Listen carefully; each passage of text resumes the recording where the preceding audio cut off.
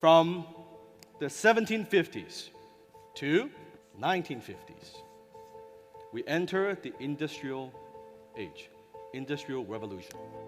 Something happened. This is the first time in history that people who were born poor could be rich. First time in history. People who were born poor with no land, but they created something that made them rich. In the industrial age, machines equals wealth. Machines do more and more of the hard work. Thousands of years in the industrial age, and now we're transitioning to industrial age. All the farmers who were peasants, farmers, they have a little shack to live in, right? That's how it works. The industry, the industrial tycoons, and they say to the farmers, hey, instead of working every day, 7 days a week, 14, 15, 16 hours every day, come work in my factory. You only work 5 days a week, only 9 to 5. You can take the weekends off.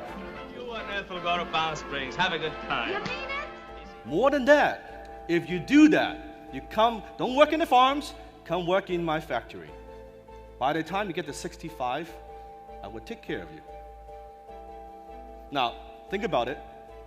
If you were a farmer, working all your life under the sun, 7 days a week, someone comes along and make you this offer, what would you say? You say, sign me up. Let's do it. Sign me up. And then your life is about to change forever.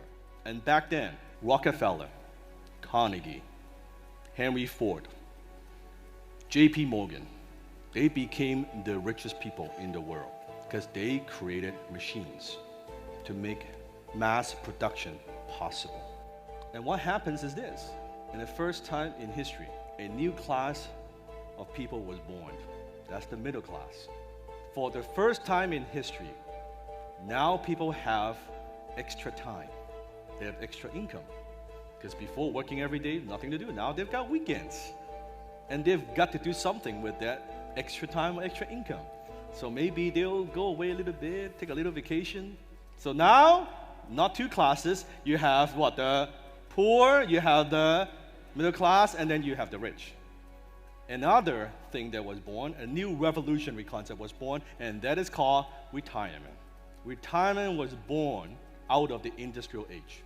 I'm going to work at this job, 9 to 5, for 40 years. If it's good, then I'm going to retire. That's the concept from the industrial age. And what happens is this. You go home, and you talk to your family. So imagine Joe working in the factory, right? One day the manager comes to Joe and says, hey, Joe, you are doing a very good job in the factory.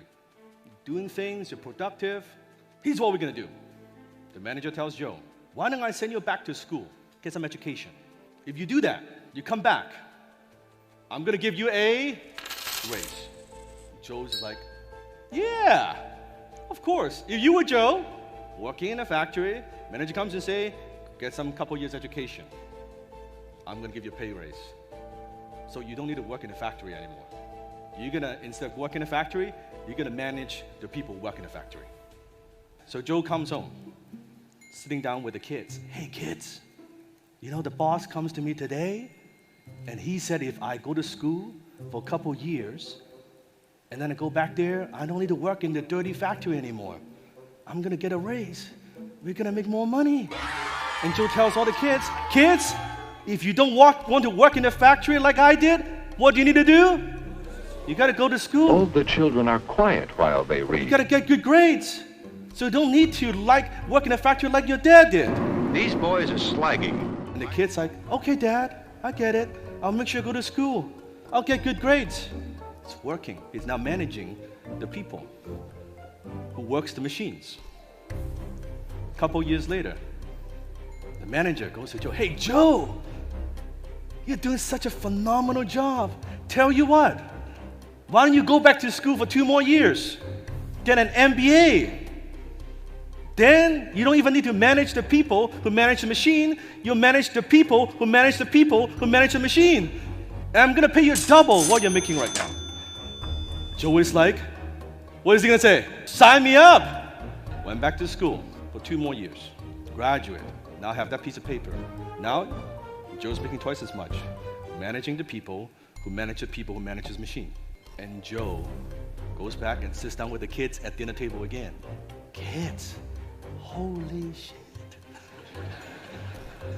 You know what? Don't just go to school for 4 years. Go to school for 6 years. You don't even need to manage the people who manage the machine. You can skip that shit. Just go right up to middle management. You can skip all of that.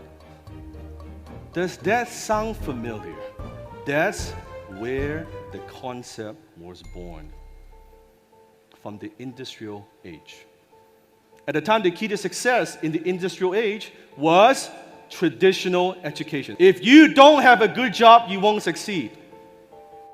And a really good job is you're running the people who are running the people who are running the machines. That's a very good job.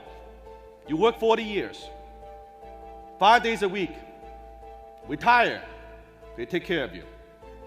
Does that work for most people anymore? Most people struggle financially, write it down, because they're trying to create wealth with an idea that was created from the industrial age, from the 1950s. We're in the 21st century. Your family is feeding you idea. They're giving you the formula for success from 1950s. And you wonder why they struggle. And they think, if one job is not enough, if the formula doesn't work, what do? If that is not enough, I get a third job. Not only they don't get ahead, they get behind. They get left behind.